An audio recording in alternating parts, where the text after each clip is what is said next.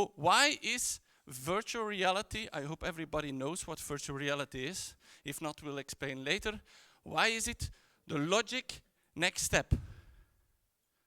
Or would it be, is it VR the next logic step? So why is that? I heard a lot of presentations today. Everybody here struggles with the same thing. We have troubles transferring knowledge to the next generation.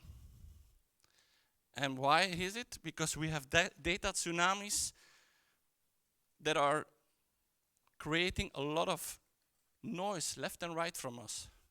So our learning curves are getting flatter and flatter and flatter. The time span of, where is the person here that is above 50, or it was actually online, their active time span was about 14.5 minutes. My kids, 19, 16 and 13, their time span of full attention is now, any idea? 2 minutes, 35 seconds. That's what we need to deal with. So I'm from Belgium, work for a Swiss company in piping systems, and we try to solve that riddle. Because we have about 20 to 30,000 customer trainings a year worldwide, and we need to train people with a high learning curve. If not, even though we make the best products in the world, everybody has to say that, the moment it's installed by somebody who didn't read the manual or doesn't know what he's doing, the product is shit. So how did we do trainings in the past? A bit like here, you see, big classroom, like today, maybe 50 people, pre-COVID times. One table, one expert explaining, maybe 2 or 3 people get involved. And then we expect for all the rest of them, after seeing it one time from a distance, that the next day they're able to install that same product. It doesn't work. Limited experience and definitely not satisfaction. I hope nobody falls asleep during my presentation, but it could happen at those kind of 2 things. Then you have in the field, whether it's a pipeline, a gas line, or chemicals or whatever, very interesting, but what if things go wrong? Your insurance will call you and you say, actually, Niko, you were not insured because you're not allowed to do that. You're not allowed to tamper with an installation of a customer. So not the best way to do that. Then a lot of people, including yourself, we created those sexy YouTube videos with product demonstration. However, our marketing people cut half of the movie because it was way too long, correctly, because the time span normally would be, let's say, 2 minutes ideal, so we need to make mini learnings. But it showed a lot of videos online. If we would translate it into cooking, it would be saying, okay, look at the name here, Yodi, you had to make a cake. And in this cake video, you didn't even see anyone breaking an egg. But you need 4 eggs to make this cake. It's going to be difficult to learn from it. So not the best way.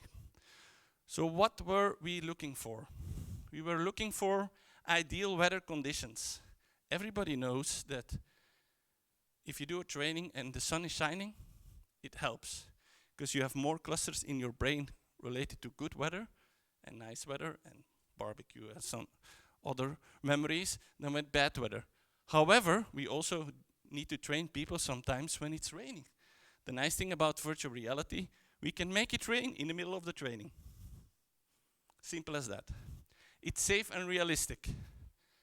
It is very difficult for us to do a customer training where we use sulfuric acid at 70 degrees at 10 bar pressure in a pipeline. If something goes wrong, people are killed.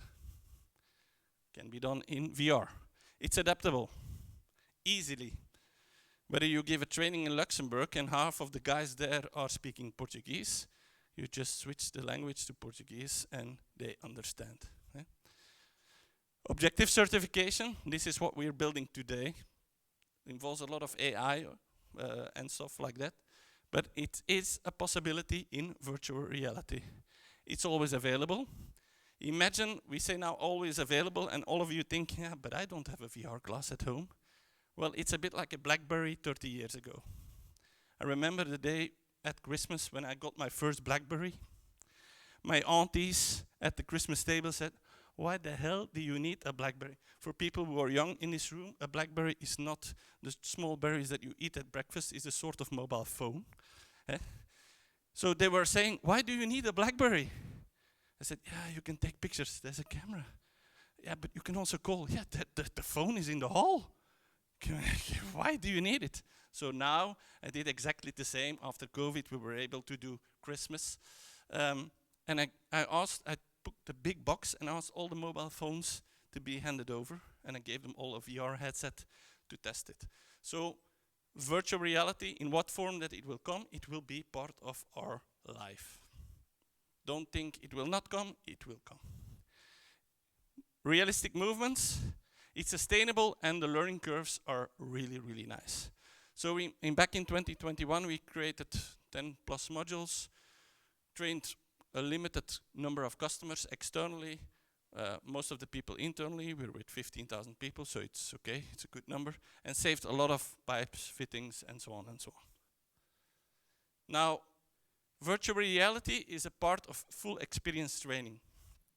And for a long, long time, we didn't have that. None of the organizations, I think, that are here today had that, except if you also did some VR simulation. We showed people how to do it, we asked them to do it, but then maybe we had one trainer and 10 people doing it, so how do you watch 10 people at the same time? Very difficult. Or we asked people to do a step of a part of a training. If the procedure was 200 steps, some people did 10 steps, other people did 20 steps, some people just watched their mobile phone during the 2 hours time span of training. Here at virtual reality, that's the nice beauty of it.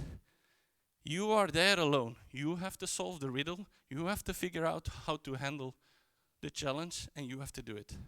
Very nice. We also talked about AR. AR for us is more on the job. VR is pre-training before you go to the job.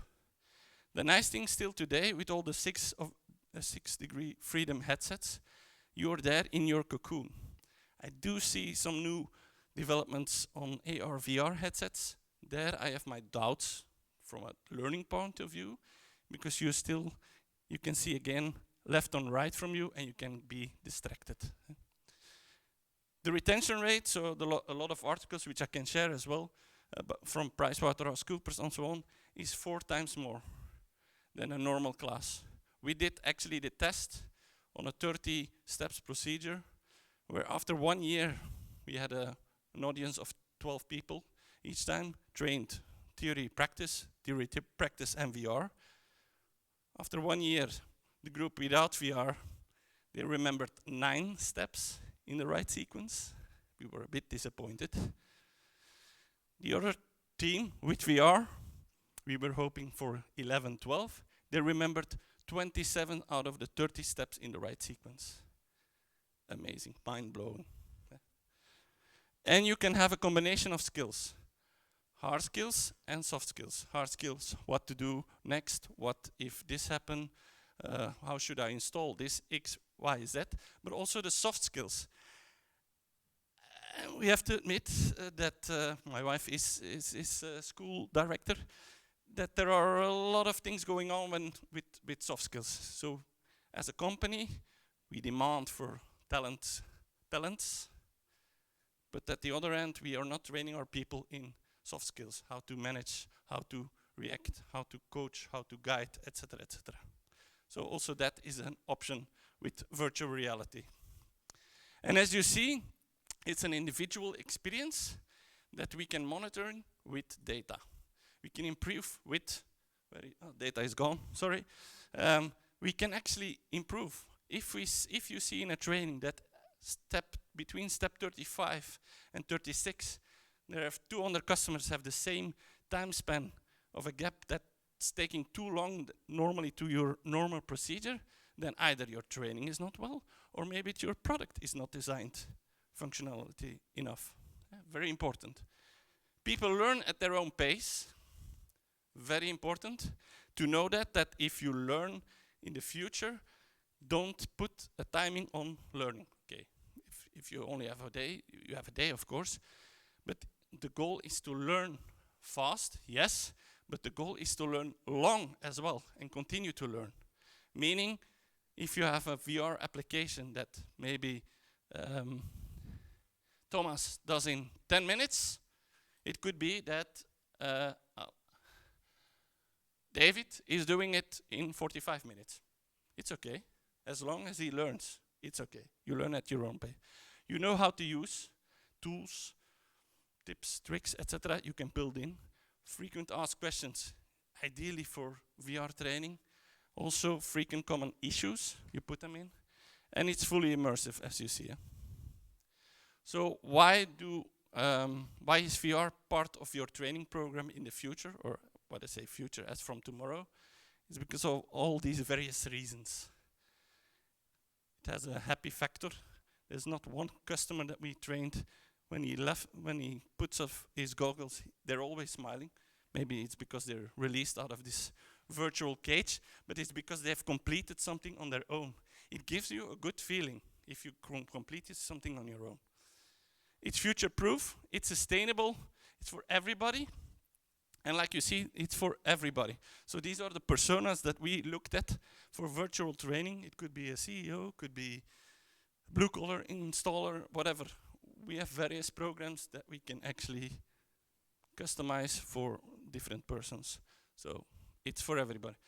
Our goal this year was, we started with a VR platform at the end of March, 30th of March. By now we are already at 5,000 trained customers. So our goal was 1,000. Not very challenging, to be honest, but yeah, 5,000 customers are already trained. External customers, we mean, so not internal.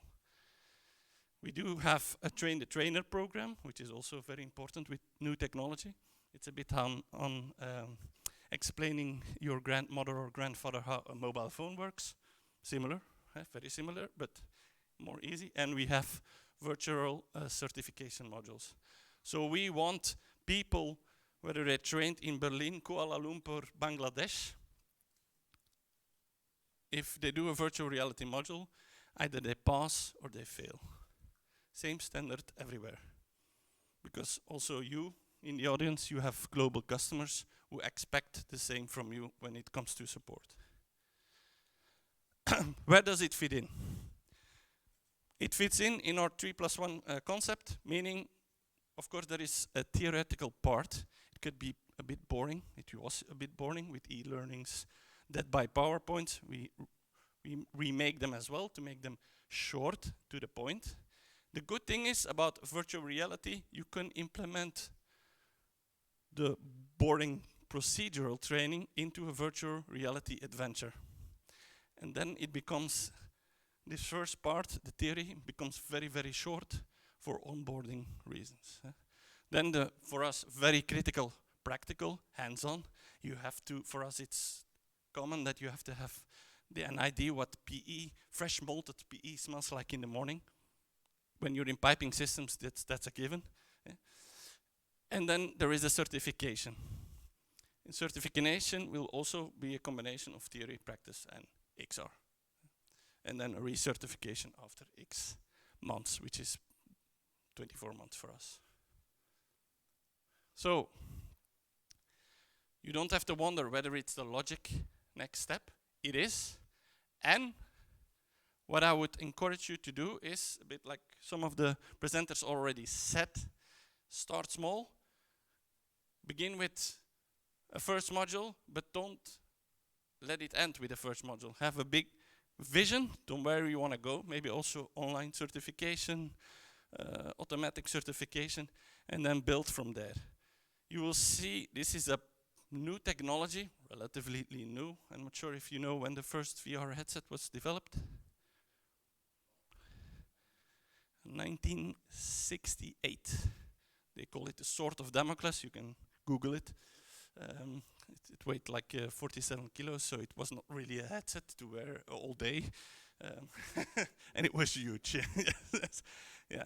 So, but now with the modern technologies, as you see, whether it's the Oculus, the Picos, the Focuses, it is cheaper than a mobile phone, or at least the mobile phone that most of you are carrying with you.